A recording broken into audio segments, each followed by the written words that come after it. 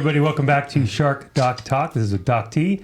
Got Dr. Deonson next to me, and joining us this week, we're very lucky. We have two amazing PTs, physical therapists. We have Dr. Nandi at the end over here, and we have Dr. Alvin Yu over here to my side here. So today we're going to kind of do our normal check-in with what we did in the week, what kind of cases popped up, and parlay that into the topic of the day, which we'll get to in a little bit. So, as usual, we're going to go youngest to oldest. So we'll start off with Dr. Deonson here. Yeah, my week, I think the fun week, I think you guys saw yesterday too, was I had a 10-year-old hockey player. He had his birthday. I keep calling him 9. He's 10. He's 10. We're getting to the part of his rehab program where he's getting really strong at this point. So now it's more performance stuff. And his ego's getting bigger? Yeah, he's getting bigger. He's getting bigger. We're about the same height now.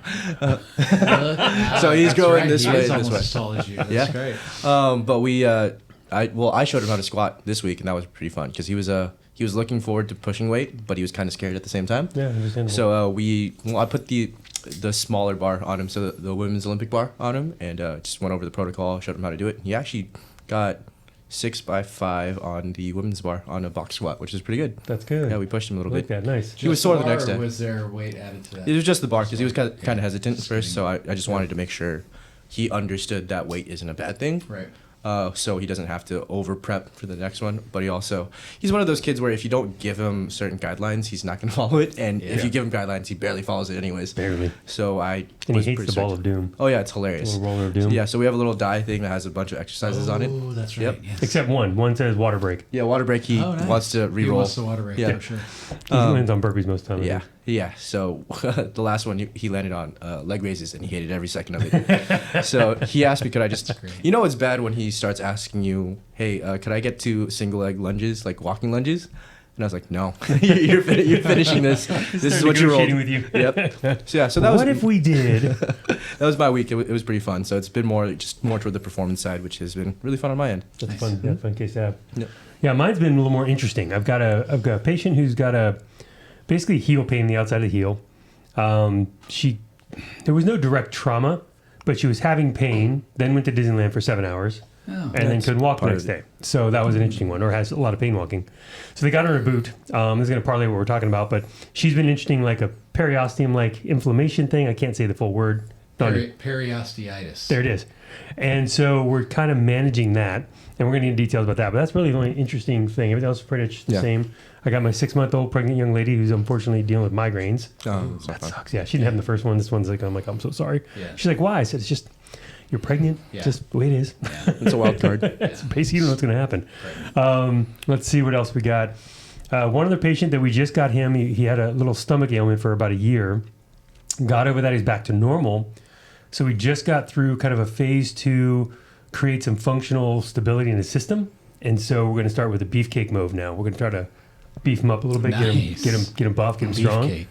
He listens to the podcast, so when he hears that, yes, that's you I'm talking about. Yeah, beefcake. So he's going to enjoy some of that a little bit because the balance, stability, breath, that stuff's annoying, man. Yeah. It's important, but it is not fun sometimes. And so he's gotten through pretty good, so we're moving on to the next phase on that one. So that's about it. But we're going to do something different since we got our guest here today, and Alvin hasn't said a word yet. We're going to check in with Alvin this week. He just came off vacation last week, I think. Birthday week. Yes. Was it birthday week? It was. Birthday week. I didn't check the birthday calendar. It's right there. It doesn't mean I looked at it. Oh, I said birthday. He's eclipsing the 40-year-old mark. What are you now? It's going to be my 20th anniversary of 21. Yeah. Nice. Yeah. That's a good one. I enjoyed that one. So how's your week, man? What have you been up to? Kind of same old. I think the biggest thing that change that I've seen is I have a college quarterback, solid athlete, ACL injury, and he's back into season's starting up, and he's ready to go, and he's super strong. I remember one day I just had him. Because we don't really have room to throw a football in here, but yeah, you do. Just don't come on. Yeah, that's right. Yeah. But like I had him throw perfect place. Yeah, I had him throw a yoga ball or a Swiss ball like just at me as hard as he can, and man, that thing flew. And I was like, I forget the difference between like an athlete and like an elite athlete, and so that was weekend warriors, and this is what I do for a living. Holy moly, different animals. That's pretty amazing. So that was really cool to see. But he's feeling strong, and he's feeling stronger than ever. He feels like he's throwing harder, and so that's good. That's really, really great to hear. Nice. When is he going back to field? He's already practicing. He's full. Nice. He's full pads, everything. Season starts in a couple weeks, and so he's ready to go. That's Where great. is he? Is he at Saddleback? He's Where at is Mount he? Sac. Mount Sac. Okay. Yeah, so he's ready to go. Awesome. Yeah, that's awesome. Those are fun ones. It's always fun to see the progression, like from their starting out until they start to get stronger, and all of a sudden, like, oh, they're almost at 100%. Right. It's gonna be fun to watch. Yeah. Yeah. All right, on to you. I had an interesting week.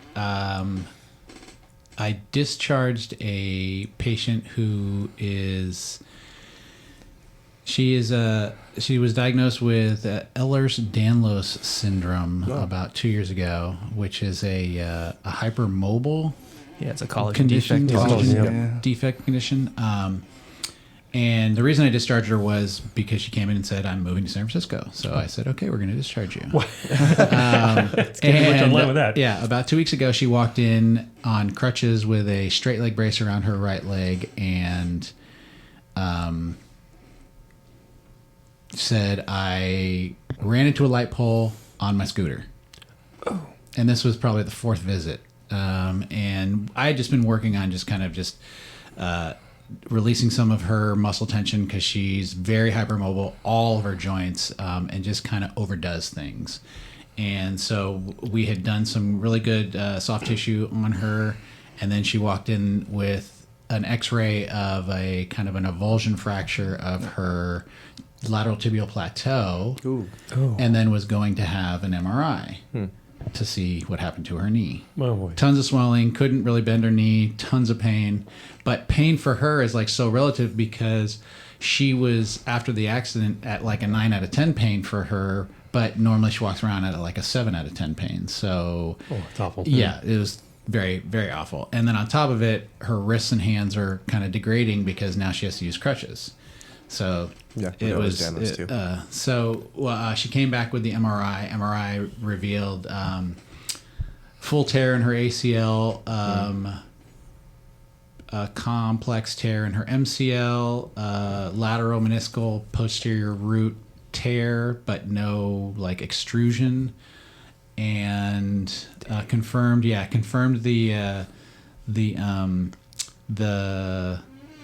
the fracture of her tibia, which was Alvin had kind of said, oh, it looks like an avulsion fracture, and it was. And then I think that was like it. And I hope so. Yeah, That's I know. enough. And she thinks she more. might have something fractured in her wrist, which I did a test for her TFCC, and that was negative. So I don't think that there is a little tear in her cartilage, but there could be a fracture there. So she's a very interesting case in that sense of kind of walking on those crutches now. She doesn't put much weight on her right leg anymore for now. And so we had to kind of get through getting her to understand how to get everything set up so that the minute she moves to San Francisco, she can have surgery on her knee and get that taken care of, and then be walking in 6 months. So Fingers crossed. Yeah. And I would say the other two cases I have that are foot related is I have just a pretty basic plantar fasciitis case who's done really well in the last kind of, I would say 2-3 weeks, but mostly I would say it's a combination of plantar fasciitis, kind of posterior tibialis tendonitis that I've seen pretty typically. And then the other one is a distal fibular fracture that he's just out of the boot probably about 2 weeks now and walking pretty good. Okay. Yeah. Well, there you go. Okay. I wasn't necessarily referring to only foot cases. Sure. But thank you for sharing. Yeah, those are, I would say those are kind of We're my, going to touch base on those my anyways. more interesting So, patients. real quick question, very important question we have for you. For all the doctors at the table here. Plantar fasciitis or fasciitis? Fasciitis. I go fasciitis because 2 eyes. I go fasciitis because that makes no sense otherwise. Okay. Anyway, moving on. I was at that Glad we question. cleared that up. Like I was very curious. I'm like, 3-1. Always you win. always I guess- you get the pronunciations. I'm like fasciitis. Oh, what? I don't know what this is. Okay, whatever. Anyway, Technically, it could be a Yeah, fasci. it's always curious. Otis or fasci. Because it's not an itis anymore typically. Fasci. Well, I mean, at what point it becomes chronic? So it's more just Right, so it's no longer an itis anymore. No. So Yeah. technically, the term is already kind of Fasciosis now. Fasciosis. Fasciosis. Ooh, we should bring that on. We said it now. No, someone's going to trademark it. No, we're gonna have that. Yeah, we're gonna trademark that. Fasciosis. I'm so doing that. This is where whatever names come from. This is what happens. It's like a round table. I'm like, oh, we're going to call it this. Yeah. That's really funny, actually. So it's interesting when you talk about the knee and the explosion inside that knee, and I feel bad for it because that's just. I mean, I've seen a few of those in my years. But And I couldn't do anything. Like I tried to test, but it was so swollen. It was it was not just, gonna let that you was do the anything. thing I always argued with our teachers in school. Is they would say do tests like somebody has a hot knee, hot low back. I'm like, I can't. They're in pain. They're going to give me a false positive every time. It's like, yes, this is all Everything's gonna positive. hurt. Yeah. I remember living through that when I tore my ACL. Like just even We touching. were living through it. Yeah. Was it life and death situation? Yep. He survived. I did. 100%. But yeah, it's just like just touching the knee was a lot. So like every test is going to be positive. So I understand the purpose of the test, but at that moment, it's probably not the most. And it's really hard. Like the Dr. Gazzaniga, who we work with the Chargers a few years back, he was going over with the athletic trainers just kind of like, how do you check the ACL in a field when you got the world around you staring, the adrenaline. And he said it's really hard to get the hamstring to actually let go. Calm down. Yeah. And he has some technique lying on your back legs just off to the side a little bit. But he goes, you have to wait. And he's I'll sit there that's why it takes so long when on the field. It's like I might sit there for like 45 seconds waiting for the knee just to calm, and then I can check it. Even then, it's like, that's a tough well, and especially with with a professional football player. They're so strong. They're so much muscle in there. Oh, so amped up at that point. Oh, it's ridiculous. Yeah. They're amped up at practice. Oh, yeah. The game is an animal. But anyway, point being is that when you get into like these situations, like we're going to talk about the feet today a little bit and get into things like that. But I'm curious, like with the plantar fasciitis that you're dealing with over there, or if you were dealing with it, Alvin. And only we asked you guys is because he and I have talked about this many times. But we're curious with the PT's like point of view. Where would you guys how would you approach that? And two-part question: how would you approach it? I.e., one, getting him out of pain, right? Pain mitigation, step one. But then, how are you going to either approach or evaluate the foot problem, hip problem complex? Because I see a lot. Like I always like to bro science it out there and like Google and ChatGPT and see what people are looking up. And it is interesting that there is probably more schools of thought. Let's say there's two. One is address the foot and the hip will come along. And I'm more like, I think you address the hip and the foot will come along. And then sometimes you need to do both probably. But I was curious with you guys, like where would you start step one and where would you go from there? Alvin doesn't say much. I'm just happy he's on for a second one. You know what? His presence is golden. What I would say, I mean, Achilles tendonitis, any of the the lower extremity. Initially, I go with what the patient tells me. Okay. Okay, like, does it hurt right here? Okay, location. And then let's feel kind of what that feels like, and I'll say, well, if this is truly plantar fasciitis, treatment's going to hurt like hell because the thing that I've found that works the best is you said a bad word. Is digging. It's going to hurt like the dickens. You're okay. You're fine. You're going to have to just dig in. And I always will tell them, my experience with my plantar fasciitis and how at the one point that I realized it went away was because I stood on a wooden dowel and dug into my plantar fascia where it roots at your calcaneus, and then kind of ground it back and forth, and it went away. Then there's cases where it's clearly posterior tibialis tendonitis because the minute I go up the posterior tibia, it's super, super tender. Back of the calf, everybody out there. And thank you. And they pretty much jump off the table. Yeah. It's more likely the issue then. And then from there, I would probably kind of assess kind of how they walk, and if there is some sort of hip issue or hip weakness, we can kind of see it there, and then testing and deciding that. So how would you approach hip weakness? I will always test the muscle, and then I will see whether or not it's a weakness based on, is there enough motion for the hip to move, for the muscle to contract?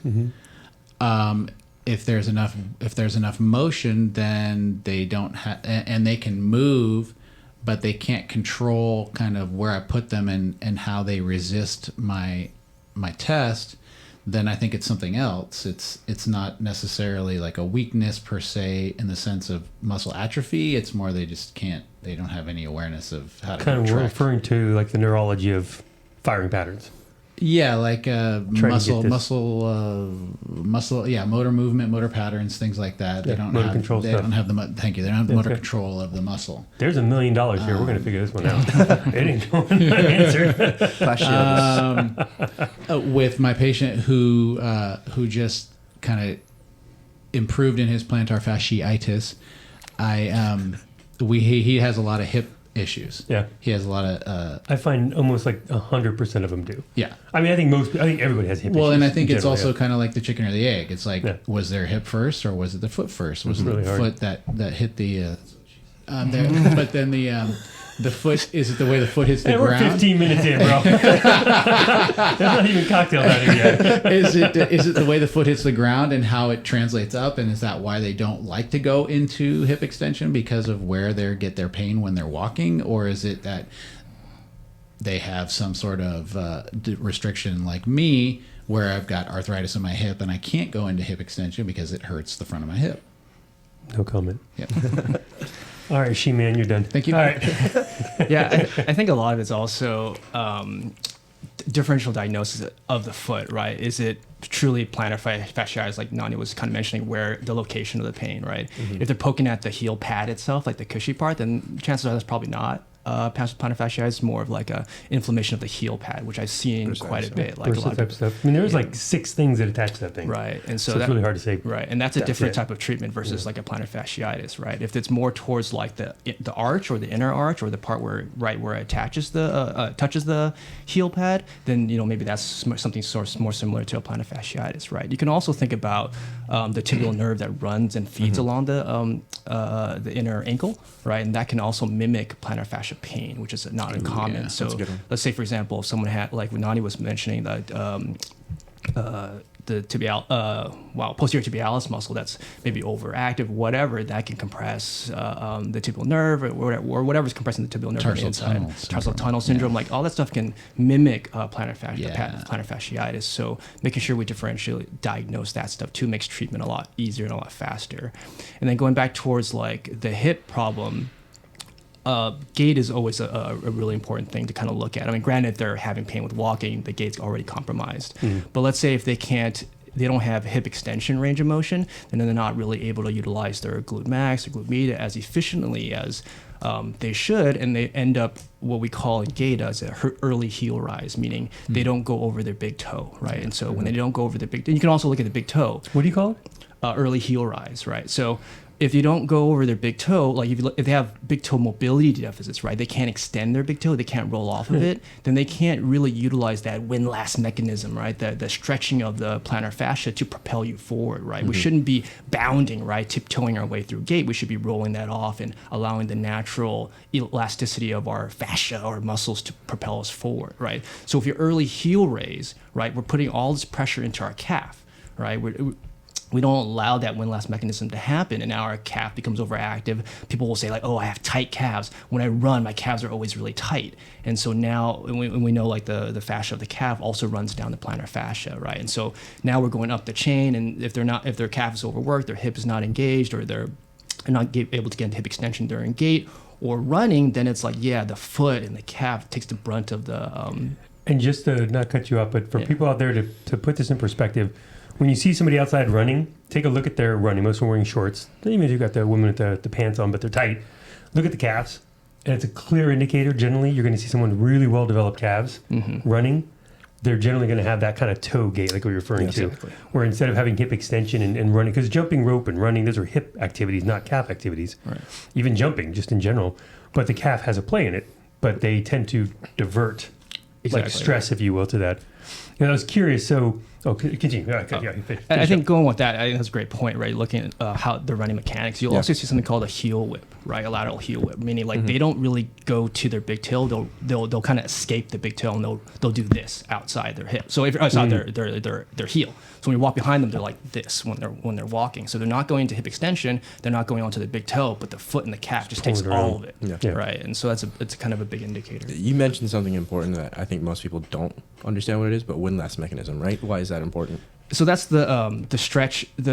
So your foot stays in like this arch mode, right? Like in its normal state, and as you pronate, as you flatten, the plantar fascia should essentially be elastic and stretch out, right? To absorb the impact and to mold into the ground, and then that windlass mechanism allows it to resupinate and allows a spring allows it to propel us forward, so we don't have to like push off the ground like we're trying to jump off or sprint. Which is kind of like Alvin was saying, is if we can't get over our big toe and get into that hyperextension in our first big toe joint, that doesn't create that stretch on the plantar fascia, and you don't load the spring. Doesn't, So doesn't this activate is where the spring. Here's where I get to the next question.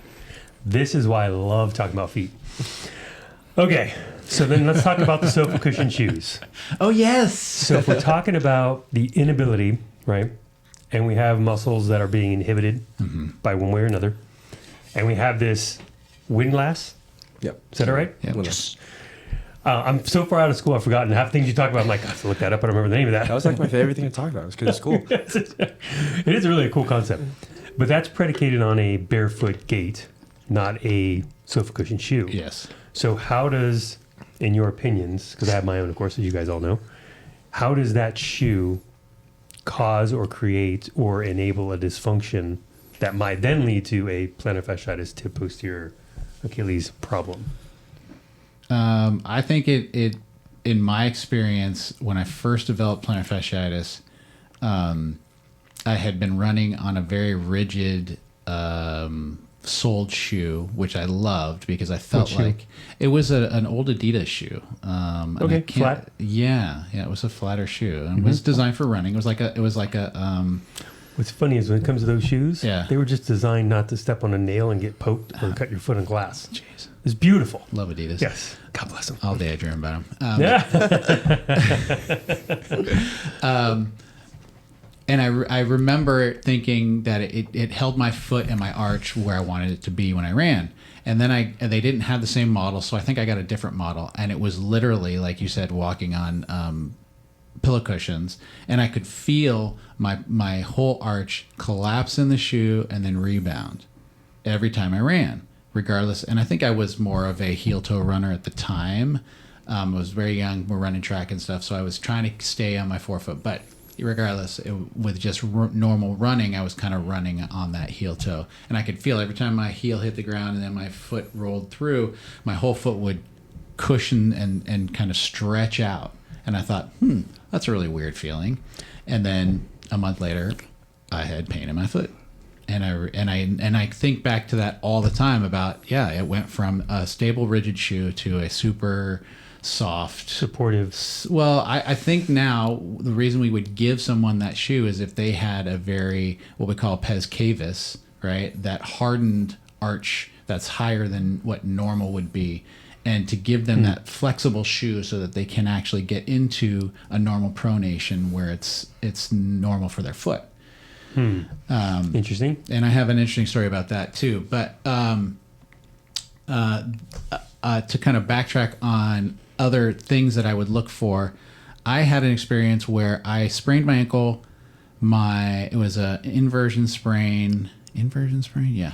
And my fibular head got stuck in an inferior glide. It's more common than people think too. And I did not know that until I went to a Con Ed course. It was a myofascial release course, and the guy said, "Hey, does anybody have any foot pain?" And I was like, "Yeah, I do." And he looked at my foot, measured the area where my fibula should be and where my fibula was. He's like, "Oh, this one's kind of down." And he did a little muscle energy technique, and pain went away. That's great. Yeah, it was crazy. That's where chiropractic comes into play. Yeah. Make those joints move. Yeah. Alvin, to the shoe question. I think a lot of shoes have something called a what is it called? Rocker bottom? No, the drop, like Zero. Oh, drop? yeah. High drop, drop, right? yeah. So Oh, like yeah. there's a From the heel rise. there's a heel, Heel rise, almost yeah. like a heel pad, a heel lift, yeah, and then the bottom part of the foot, the forefoot is a little flatter, right? It was really common back in the 90s. Nike was a big part of that, right? Like Air Max 90s. yeah, man, they're the great looking shoes, like all that stuff. And what ends up kind of happening, or at least some of the theorize, right? It puts you into like this plantar flex position, like your foot is basically pointed the whole time, and that can cause shortened heel cords, blah blah blah blah blah, right? And so that can potentially be an issue with certain types of shoes. And then there's the evolution of like the Hokas, the thicker rocker bottom type of shoes. More cushion shoes, and then obviously the barefoot shoes. And I think a lot of it is like, let's say you're a runner, Barefoot shoes, baby. yeah, or getting into running, and you're like, oh, I want a more cushion shoe to protect my feet and all that stuff, and then all of a sudden you end up running on your heel itself because it just feels more natural, Promotes feels it more that way, comfortable, yeah, and you that's think what like, oh, it it's does, what it's yeah. there for. But if you ever run barefoot, like on a treadmill or just on the ground, or you watch kids run barefoot on the grass, they don't run on their heel. It's a Never. little bit more either midfoot or even slightly forefoot. And so a lot of times shoes can change your mechanics unconsciously, and so that can be an issue too. And so like understanding what type of shoes are, I guess, suitable for the person, and it's different for everyone. Everyone's got a different type of foot. They have a flat foot, a high arched foot, things like that. And I mean, there's also controversy whether or not that even matters. And so I think it also matters on the person, because I have certain people like that. I had a coach I dealt with a couple years ago who wanted to get out of the sofa. I call them sofa cushions, but the big cushion food, and get more just a flat shoe, because his feet started killing him all the time. Because they're that compensation pattern. At some point in time, if you constantly are supporting that arch, like we call them prosthetics. If you're constantly supporting it, at some point it's just going to be like, all right, well, I'm going to do nothing then. Yeah. And your feet start getting. So we got him transitioned out. Took 9 months. Wow. But he finally got in there. Now, one of the games he walked over, he goes, these shoes are killing me. I'm like, I know. He goes, puts on like ones I have on now, and he goes, it's like putting on slippers. I said, oh, it's the best feeling in the world. Like, I look forward to it. But the point is that he was willing to put in the work. Yeah. So that was, 5 to 10 minutes a day, 7 days a week for 9 months. And that doesn't sound like much to some people, but as all of us here can attest, getting a client to do 5 to 7 minutes of rehab 7 days a week for 9 months, right.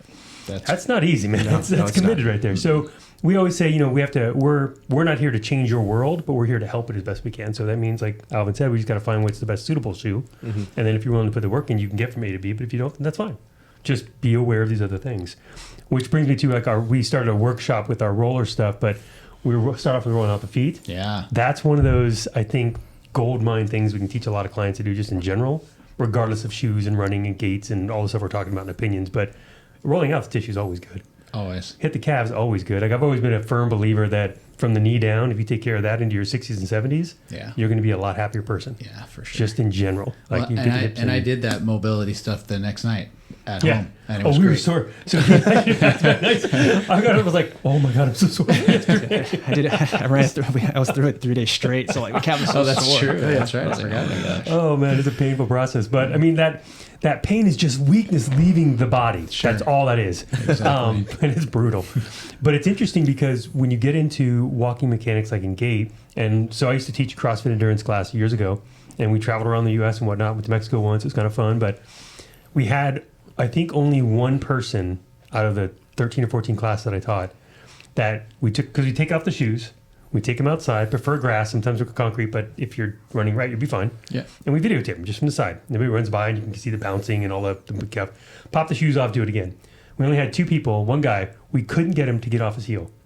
Barefoot on concrete. Ouch. He was still here. And we're watching it like, Ow. that just looks painful from here. He's like, I'm trying. I'm like, oh my God. Yeah, wow. So that's a guy, like, that's a project. Yeah. He's a guy, like, if we're going to say you want to run a marathon, you want to learn pose or chi running or learn mechanics, it's going to take you a while. Yeah. Until you can run barefoot the way you should. Yeah. Yeah, you're heel striking, man. So go get the shoes you need, because your body is not saying that was the weirdest thing I ever saw. But anyway, so it's an interesting natural gait pattern you have when you run. Like I've always asked, when you sprint, you run one way. Why do you run different when you run a 10K? Right. What's the point of it all? So it's a very fascinating thing. And I have my opinions about those things, but I'm always fascinated because we have 4 docs here to hear what you have to say. So you're up. I don't run. Cardio to me is running to my car because I forgot something. Exactly. Or just extra reps at the end of the set. But in terms of like the shoe, I think that these guys have basically touched everything that I would have thought about for the most part. But really, I think. So you're bringing nothing to the table. Is what you're saying. I'm about to say. Bringing nothing it's to the called table. Answering a question with honor.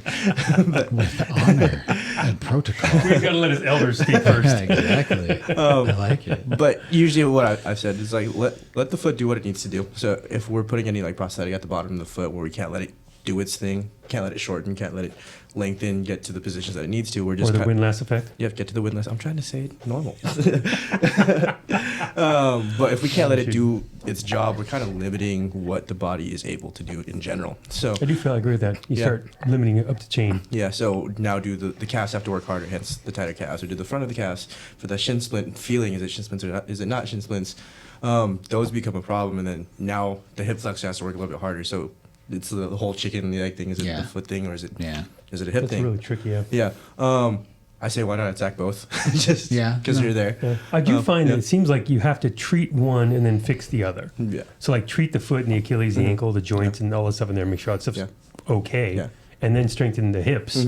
Yeah. And they should come together at some point. Right. Yeah. I've usually said to most of like my runners, because a lot of them don't want to at least lift weight or like move It's anything. amazing. Yeah. Oh, yeah. I want to lift weight. Always. In terms You're of like, what do you do for legs? I run. That's not exercise. That's something else. That's something else. But I try to give them the analogy that when they're running, the whole leg is almost like a whip. So at the hip itself, that's like the handle of the whip, but all the output is actually coming out at the foot there. So we strengthen the hip, we're getting to that better heel strike, not better heel strike, but better toe off and everything like that. Once we get stronger hips, so once they get that understanding, like, hey, if we can control the hip, we in some ways control the feet as well. Right. But yeah, in terms of the footwear and everything, I mean, I'll wear Jordans in the office once in a while just because I think they're fun. You don't run, so you know. I don't run, so it's a little different. You know what's funny? In Huntington, I did a 5K or something like that, 15 years ago, whatever it was, which is the goofiest thing to pay to run down PCH with everybody else. But anyway, but there was a kid there, and ended up having a rainstorm this year. We turned a corner, we had like 15, 20 mile an hour winds and just downpour. So everybody's down to like shorts in their shoes because like it's getting heavier, right? There's one kid that ran it barefoot, ran the marathon barefoot, in the rain, just shorts and no shoes, no socks, nothing. Wow. And I was kind of like, Props to him. good for you. Yeah, I mean, that's gutsy out there. Yeah. Like, there's some spots that I don't know if I'd walk in big shoes. Yeah. Very dangerous. But so the funny thing is with runners, when I was doing those courses and talking, teaching, we were always trying to emphasize to them, because we're not poking fun of anybody. It's just the logic behind things. Like, for example, he tears his knee up, and his rehab is 300-pound back squats. That wasn't rehab. That was Deadlifts. Or that's his rehab weight. You're like, us doesn't make that would crush us. But when it comes to runners, I always tell them, like, the reason you lift weights is you're trying to allow your running muscles to recover. So you train the other muscles. And then when you're running and things start to fall apart on you a little bit, which can in distance, like long distance, you now have higher percentage of muscles around you that you can grab from to help you. Yeah. But if you let the running ones, like my kids, when they say they're getting 3 weeks off here pretty quick from swim, there's no swimming. Yeah. But they will be working out like crazy. And they said, why? I said, because your swim muscles need to rest, recover. For sure. Let's work the other ones, right? And my poor son tweaked his left shoulder on one of the backstrokes, and I was like, oh, God, you're almost done, honey. You're almost done. You got 2 more events, and you are done. So, yeah. It just also builds resilience, right? When they finally get back to it, right? They're able to withstand a little bit more. They're more powerful, so they're generating more or whatever. And so the resiliency is I think is an underappreciated aspect where you're training somebody to not just produce force, but absorb force. Yeah. Because in sport, no matter what it is, there's some absorption. Whether you're stud volleyball players like Alvin and I, so you're jumping so high when you land, you got to absorb all that force from gravity, right? So not even smile. Just go on, man. Absolutely, 100%. Or when he's dunking the basketball and doing reverse windmills, it's like 100%. he's going to land from that. Yeah. I don't know what you do. Yeah. What do you do in sports? What did you play in high school? What did I play? Yeah. I played football and baseball. Okay, yeah. So there you go. So when you hit somebody, that energy's going somewhere. Oh, yeah. Hopefully through them and not you, but exactly. you can't always predict that one. Yeah. So that's the thing. I think the resiliency part we talk about here with our clients, but the reason we train people, we want to train people, is to absorb the bad things. Well, and I don't know if it's my favorite thing, but the funniest thing that I always encounter, death to burpees, is people who look at me as a patient and they're like, oh yeah, I want to start running so I can get in shape. Oh yeah. And I'm like, you don't run to get in shape. You got to get in shape to run, because running is. And all I do is throw out, well, when we run and we put all of our body weight on one leg, we can put up to 10 times our body weight on that leg as we run. Yeah. Yep. For 1,000 steps a mile. You're 40 pounds overweight. That's not going to be good on you in any way At all. Bad. And so here's the funny part. I had an interesting discussion, because I'm not going to go down that road of the discussion, but where it landed was, it's not that I look at somebody as overweight. It's more like the process that got him to be there. Right. So the deconditioning, the lack of hydration, the lack of sleep, lack of good food, that breathing patterns are a mess. So all of those things compiled over time create this situation, if you will, in their body that is an unhealthy one. Right. And then they want to take that with dehydrated muscles and connective tissue, inactive nervous system, proprioceptive processes, and now let's go run. Yeah. And you're going, man, that's a wish and a prayer right there. It's shooting darts in the dark with your eyes closed. And it's not to knock it, because we obviously want you moving. Yeah. But it's the way you move that we're really after. Yeah. And if we can correct those things, then you get to go run without worrying about being injured or in pain or what have you, for the most part. Yeah. I mean, it is impossible. I don't know what you guys feel about this when somebody says, do our program and you'll knock it, we'll mitigate, you'll have no injuries, and we'll get rid of all possible. I'm like, that's impossible. You can mitigate some of the risks, for sure. But you're playing sport, man. Sports Pickleball should have taught us a lot of lessons right there. Like, God. So it's interesting, because when I approach foot patient, the first foremost, obviously get them out of pain or whatever, but then I'm looking at their mechanics in the sense of, like, I'm looking at lunging mechanics, squatting mechanics, deadlifting mechanics, toe touches, things like that. I'm looking at how the body works in unison. I really rarely ever look at just the foot proper. However, when I do rehab stuff, I do give a lot of foot stuff, because there is some really good validity. Just like if you have, for whatever reason, bad dorsiflexions, or your toe come up, how do you want to say it? Toes come up towards your face. If your calves are overactive, or your tib anterior, the front of your shin is underactive, or whatever. But doing things like alphabets or things like that, just to get everything kind of moving, I think is a great attack point in the beginning as you narrow things down to get more advanced. But it's an interesting topic, because, like I said, so the girl I have who has a boot on, because she has that Plantar fasciitis. No, the periosteitis. Periosteitis. Yes. Periosteitis. Yes. It's in my. Some of the names are like.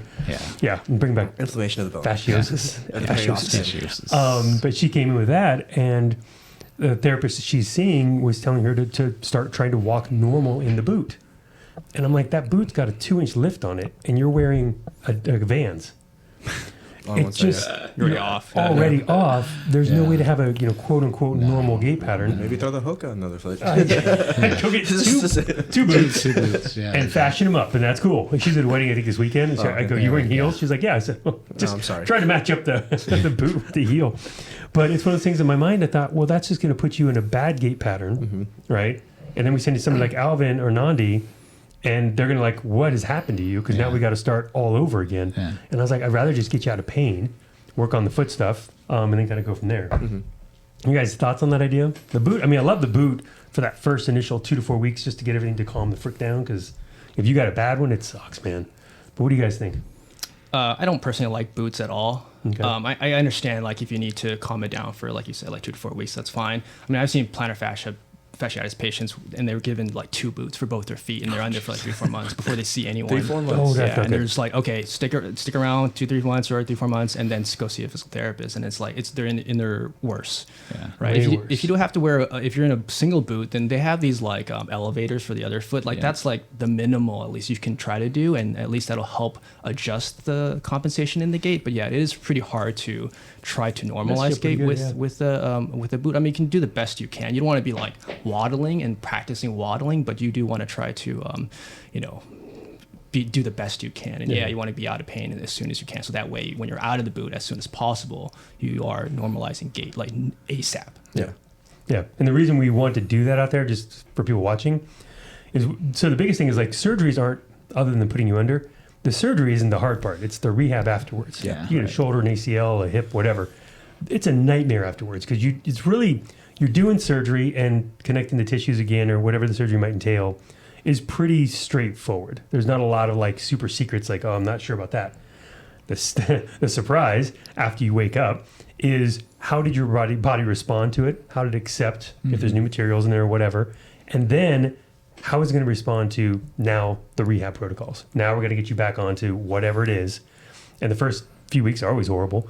But the other part of that is, what did you come to the party with? So if you're having a shoulder surgery or knee surgery, barring a trauma, but like a wear and tear that finally broke, how dysfunctional were you prior?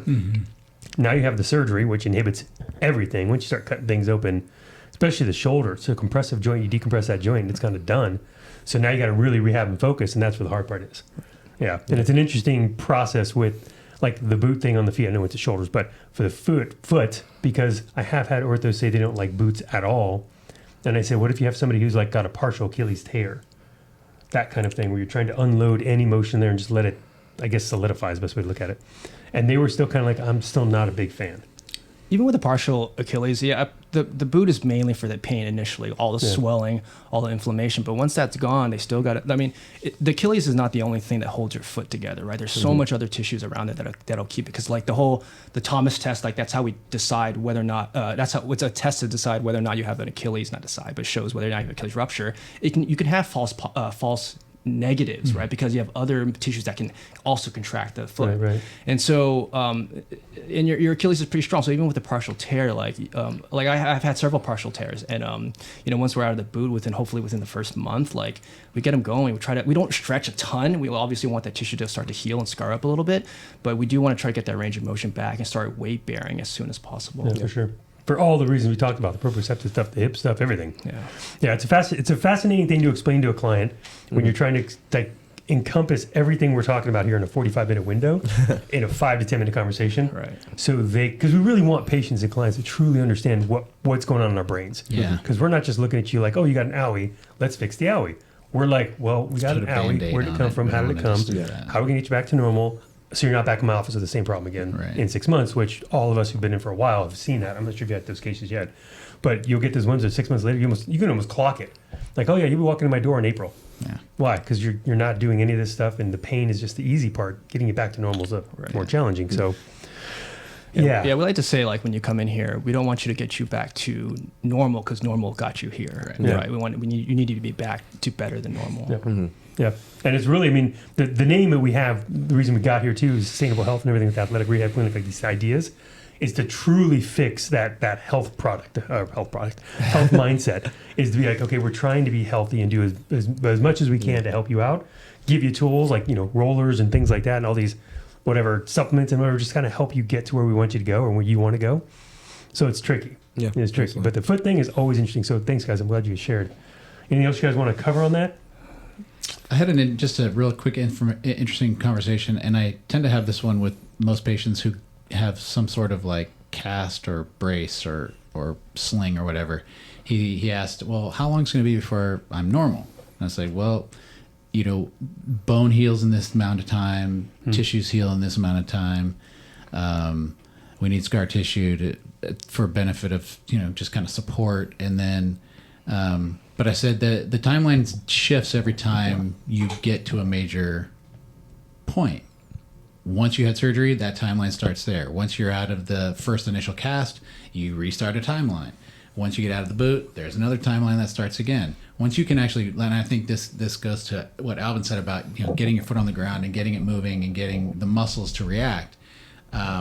Once you start getting input into the muscles, that begins that other timeline of, okay, it takes, 4 to 6 weeks for muscles to grow. But muscles don't go from 0 to 5. They go from 0 to 2, 2 to 2 plus, 2 plus to 3. Right. Mm-hmm. And we go along that scale. And that's a 4 to 6 window, theoretically, 4 to 6 week window of strengthening. And that comes in waves. So you're going to get strength and then you're going to push it a little bit more. You're going to get strength and then you're going to push it a little bit more. And if you don't do it correctly, if you don't follow that protocol, what do they say is the biggest reason why we re-sprain our ankle? Because of poor rehab. We don't strength. People think, oh, the pain's gone, I'm better. I can go back out and play basketball. No. No. You know what's funny I learned? So when we have our diplomate course, it's a diplomate for chiropractic, whatever. But one of the books we had to read and what we got tested on were timelines. Mm-hmm. So how tissues heal. Yeah. Now, do you guys have any idea how long it takes a muscle to truly heal? Like if you were to scan it, it's healed. There's no anything left. No scarring, no nothing. It looks like a nice, clean, new muscle. A year? I don't know. 276 days. So, well, and I learned real quick, ligament? Ligament. Oh, it's got to be more than 341 days. Yeah. And most people I know, they sprain their ankle, and you've probably done volleyball a few times. As long as I can jump and land, I'm playing. That is not 341 days away. Yeah. But it's a fascinating timeline. When I learned that, I was like, damn, so when we say 4 to 6 weeks, That's just you being able to walk and not have a symptom. Yeah. Tissue's still healing. Yeah. You may be 50% healed. Yeah. And I was like, because we also say the number one cause of an injury is a re-injury to a poorly rehabbed initial injury, right? Yep. Or a chronic state now. But go ahead. Yes, it's very, very fascinating. Well, info. when our daughter tore her ACL, the doctor was like, it takes about 12 months for that proprioception to return to the ACL. And that's why he didn't want her in volleyball, because she's on the front line. He's like, this is what happens classic. Yeah. Month 10, she jumps in the front line, comes down and steps on something, has no idea where her knee is, and pop, and goes again. Thankfully, that didn't happen. But hey, mine was like 4 years later. It was reverse dunk try. I mean, I give you props for trying. With the windmill option. But I was fascinated because I know it takes a while, but I didn't realize it took that long. Yeah. So it's, even in the pro setting, there's still an 8 or 9 month window. Oh yeah, and that's very much dependent on position. So you might have a position like a lineman that's just kind of not really worried about lateral pivoting, turning, and twisting. They can probably get away with it sooner. But if you have something like a DB or even a linebacker, or running back, that's tough, man. That's a tough comeback. And then again, what did you have coming to the party to begin with? Often things tear, like the basketball player we talked about. He had stuff going on already. Yeah. So that was just like a precursor. So it is a tricky process. Yeah. And then just to bring it back to plantar fasciitis too, it's like when it's fasciitis. It's whatever. It's close enough. We know what we're talking about. That's all that matters. Fasciosis. I didn't love, although your patient is with like a periosteal thing. I've seen some PTs or even orthos will just put the patient in the boot. Usually whenever I see a fasciitis of some sort, I always think, is this a poor training program of some sort? True. Whether it's their end or is it our end. So whenever we say we don't really want you in the boot, it's not because we don't care about you for the pain. No. It's literally just because like the body will adapt if it's put under a specific amount of stress, and we have to find that line for you. Where are we doing too much or are we doing too little? Yeah. So hence why sometimes that's the hardest part we do. That is the most fun but the hardest part for sure about what we do. So we need that stress in the system so the body can actually adapt. Or we see how it's adapting. Yeah. Or are we compensating or adapting and growing? So it's tricky. It's tricky. So when we say no boot, it's not because we're mean, but it's I think it'd also be really interesting to see, kind of going towards the Achilles thing with the foot, like because we had a kind of an epidemic with Achilles injuries in the NBA, and a lot of them was towards the end of this past season, and how quickly are they going to come back, right? And with the new procedure that that's been popularized with Aaron Rodgers' surgery, and I had a patient who had the same surgery, and they do recover really fast, right? But whether or not they can return to sport as quickly, or like you were saying, is the tissue truly healed in the right amount of time? Are they going to be pushed to come back sooner? Like a Damian Lillard, he's going to try to come back before the season ends. Tyrese Halliburton, same thing, right? Are they going to try to come back before playoffs, things like that? Or are they going to try to push for that? And it's scary because the weekend warrior out there, you're not going to push your body like a pro athlete's going to push their body. Practice, whatever. It's just not saying you can't. I'm saying that you're not going to. You're not paid to. But these guys are pushing it. So, especially in a basketball and Achilles, you're talking about coming down from 2-3 feet in the air. Not always landing perfectly. That Achilles better be ready to absorb that stress. Yeah. You could say you do depth drops or whatever off a box, and you can work on that hip absorption and all those type of things. But when you're playing, this is the difference between like weekend warriors fun stuff that we do compared to a pro athlete is. When you're in that setting, there is no control about jumping, landing, what come from, especially in basketball. You can't predict it. So it's kind of like one of those things where it's not like I'm shooting hoops and I can work on my landing. It's like a toe gets underneath there, a foot gets underneath there. You just land wrong. I mean, you saw his pivot. All he did was go to drive. Yeah. That's not a ton of stress on the Achilles. A negative step. And it just went dink, and you're like, wow, that was ready to go. So... Yeah, and like a lot of people will tend to compare too, like, oh, they came back so fast, and then all of a sudden they ask how long does it take for a normal person like me, like how long will it take to recover? And it may not be 6 to 8 months, it may be a year, maybe a year and a half to truly feel like you're 100% again, where you're explosive, jumping high. Yeah, and that was the other thing I mentioned with my patient who just got out of the boot was professional athletes they train, that's their job to get better. They're paid to play. They're in rehab 4 hours a day every day, and that's all they do. So I mean, I hope I would get better at that point. But the little interesting tidbit I always like to throw out was when Kobe came back after his Achilles tear, he injured his patella tendon, and then tore his rotator cuff. After his rotator cuff recovery, he said, "Wow, my Achilles feels the best it's felt ever." I'm like, well, yeah, because you were out for 2 years, you know. It's I'm the worst at it because we want things done now. Yeah. I mean, it wasn't until I met Alvin, I think, first met, that I kind of was watching him and doing a little recon on him and checking out how he was doing things, his methodology, and it reminded me that yes, sometimes things just take a little longer. Yeah. It breaks my heart. I hate it. I want you out and ready to go. I am very much an on the field triage kind of guy. Yeah. And you have somebody that's like, oh, you know what? This might take a 6-month window. Yeah. And I'm like, oh, like that's a long time. You can't beat. But tissue just there's just some injuries, and it makes me sad because I think people out there in general population, your weekend warriors, they don't think much of it. Mm-hmm. Like, they don't have the knowledge that we have. Yeah. We're not. That's always what I go back to, is that's where our health education fails us as children. Oh, that's a whole. Don't get me That's started. a different podcast. That's a different podcast. That is my. So, I'm on that soapbox with you, because we get told bad information. Horrible. And we're taught the things that we don't need to be taught. I think there also comes, especially in the culture we're in now, because I got teenagers that are in sports. Yeah. And one's going to start with strength coaching next year, which makes me very nervous. Yeah. Only because I haven't had the greatest experiences with them. Yeah. And the reason is generally speaking, it's still like, as much as we love what we do, if we were all millionaires, we'd probably still be helping people, because it's just what we like doing. Yeah. So it's kind of those things like, there's still people who have to make money, and I get that piece. But it makes me nervous because of that. Most of the players I've talked to, whether it be collegiate, high school, pro, whatever, most of them sustained an initial injury in high school. Yeah. Mm-hmm. And it was poor mechanics or something else. Like my poor son, he's old. He's 6'4", now 6'3.5". Oh, wow. He can't squat to save his life. Right? He can't squat at all because he hasn't stopped growing. Yes. His limbs every other day is a new Yeah. proprioceptive input. Yeah, the levers are all weird now. Oh, they're. I always joke when he tries to run. I love you, buddy. When he tries to run, he looks like a drunken baby giraffe. Yeah. Like his limbs. Now he's gotten better. I've got him on protocols and workouts and things he's doing now. Nice. They're getting better. Yeah. And that's a funny story I'll share later. But it's that thing where you're going, it hurts because I'm like, you're thinking this thing. Oh, my buddy did this, like you said, and this will happen. I'm like, well, that's not really how it works. Yeah. We're all different. Like I love crossover symmetry, but somebody may not need crossover. They might need something else. Mm-hmm. So it's kind of like there's no one size fits all. That's our job, is to kind of direct that path. Yeah. But you're right. They get this information. They start playing pickleball, or they start going to running to get back into shape, and they do these dynamic things that they're not giving due respect to what it does to your body. Yeah. And then they injure themselves, and it can be unfortunate to the point that this may be forever. Yeah. Like you can injure yourself bad enough that you're going to be a little funky for a while. Yeah. And if you don't pay attention and go down the right path, then it can be real funky for a long time. Yeah. And that's the hardest part, I think, with you guys have been in for a while. But I had a few of those patients. Yeah. I'm not sure, again, but you're seeing those ones where in the back of your head, you're like, this is going to take a long time. Yeah. For what you want to do. Like I have one person wants to run marathons again, and she can't do a lunge. Eesh.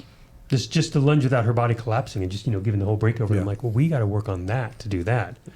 Anyway, done with my soapbox. But yeah, those are things, because it really does hurt. The things you kind of like, I really want to help you, but you got to listen. Yeah. Like when we do our roller class or our workshops or talk on this thing and put this out there, we're trying to tell you, get this stuff addressed before it breaks. Yeah. Because when it breaks, yeah. It's even going to be that much longer. Yeah, that's for sure. And it's not fun. And hanging out with guys like us for months at a time, it's not a party, man. That's why we have all the jokes. We'll say all the jokes during the treatment while you hate us. Oh, God, yeah. I have a litany of... There we go. We know it sucks. We know it does. But yeah.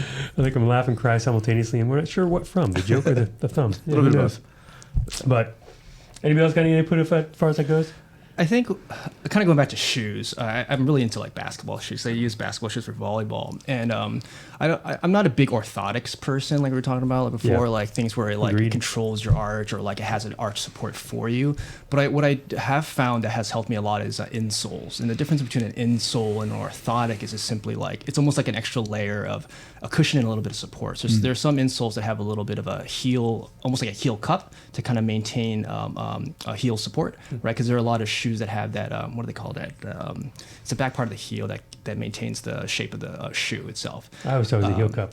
I mean, it's just called heel cup. Yeah, that's all I know it is. In want the insole? in the insole itself. I mean, it's on the Yeah. bottom, but Right. the shoes have it on the end, right? And so Right. a good stable shoe will have a nice heel cup at the back, right? And so they have a little bit it has a little bit of that for you, and it has a little bit of cushion because like with all the jumping and not every shoe is indicated for that particular sport, right? And so I You used can point at it too, yeah. I'm probably not going to wear a minimalist shoe to play volleyball, right? Like would hope not. and so I would, I'm not as good as Dr. Travis here. Was it maybe, and that's a was. This guy's still It's jacked. been a while. But and so I started experimenting, and I found these really nice insoles that I really like because the shoe that I was originally wearing before they just don't make anymore, and so I just found these other shoes are a little wider and they just need a little bit of extra cushion and a little bit of more heel support, and it's been working great. And I've been recommending it to a lot of people, but it doesn't fit every shoe. That's the only thing. And I think the important thing is what you said. You tried some things. Yeah. Right. I've tried a lot of things. So this is the thing I tell patients who are going to run marathons, or I have a few ultras and stuff like that. I said, look, if you're running if you're on your feet for 2.5, 3 hours plus, wear whatever freaking shoe you want. Right. Yeah. Whatever's comfortable for you, what's good for you, what's going to get you through the whole thing and survive. I don't find it's the day-to-day running. It's the day-to-day walking around. It's like, I call it the habit of. Mm-hmm. So people sometimes say, well, how did I get like this? And I say, well, you saw how you got out of the chair, right? They're like, no. I said, okay, sit back down, get out of the chair. And they fall over and their knees dive in. They kind of crank themselves up. I said, well, you do that every time you get out of a chair, out of a car, movie theaters, restaurants, the sofa. You move like that because it became a habit. Same kind of thing. You start wearing those shoes, it develops those bad habits, would then develop the problem. But if you're doing it for sports specificity, where it's like for you, you like the way it feels, you land nice, and it feels good to you, then absolutely. Absolutely. And the minimalist shoe is funny. I think it kind of depends on the sport. Yeah. But if you have a landing sport, one that you don't always control, because you're a setter though, right? Mm-hmm. Yeah, so you're not really as much as concerned with that as You're still getting up. You're still getting up. I'm not saying you can't jump. I'm saying is for the outside hitter, if he tosses one out there and the outside hitter is not in the right position, it might go a little past him, might be a little in front of him. Right. He can't really control that landing as well. Right. And that's where that shoe kind of helps absorb that mismanaged landing approach, if you will. But it is I think it's a good idea. It's like I tell people with pillows, try 6 on and try and see how they feel.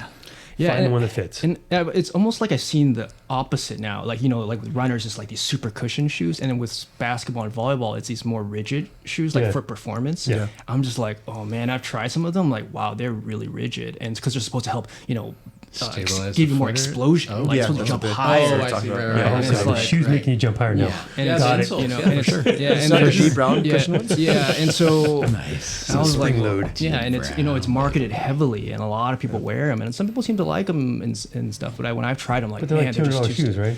Yeah, with $100 insole, or 40. That's what I'm like. I'm just going to $200. You're staying ready to defend that. That's fine. I'm not going to admit those are not good. I would say my other issue with shoes is I try to let people know, and this is my experience.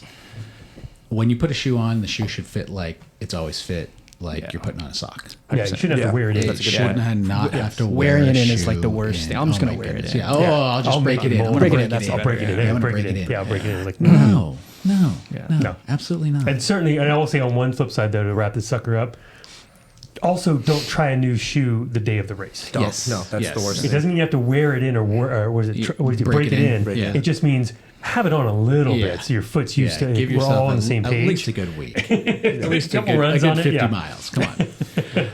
But I do that with most any shoe. And someone told me that once, and I was like, okay, maybe. And then I found a shoe that actually fit like that, and I was like, oh. Okay. It feels like a slipper. Yeah, like, absolutely. Thank you very much. This all do. Yeah. All right, guys. Well, that was good. That was a lot. That was good. We covered a lot in there. So hopefully everybody out there, when you listen to this, you get some information on it all. Yeah. Understand. If you have questions, of course, shoot us a DM there. Let us know. But that's kind of, we covered pretty good base on the whole thing. Yeah. If you want us to do more of this format, just let us know too. I think it was kind of fun. If you really want to see these guys again, that's fine. By all means, always fun to have more up here. Plus, when you get the input and the perspectives, because there's certain clientele genres I may not think of or consider where Alvin will, and vice versa with Dr. Nandi over there, Dr. Alvin as well. But that's good. Okay, we're done with this one. Cool. We beat this dead horse. It is done. Putting a cap in it. You guys good? Yep. Absolutely. Well, I'm Doc T. I'm Dr. David. Nandi. Dr. Alvin. We'll see you guys next time. Yeah. Really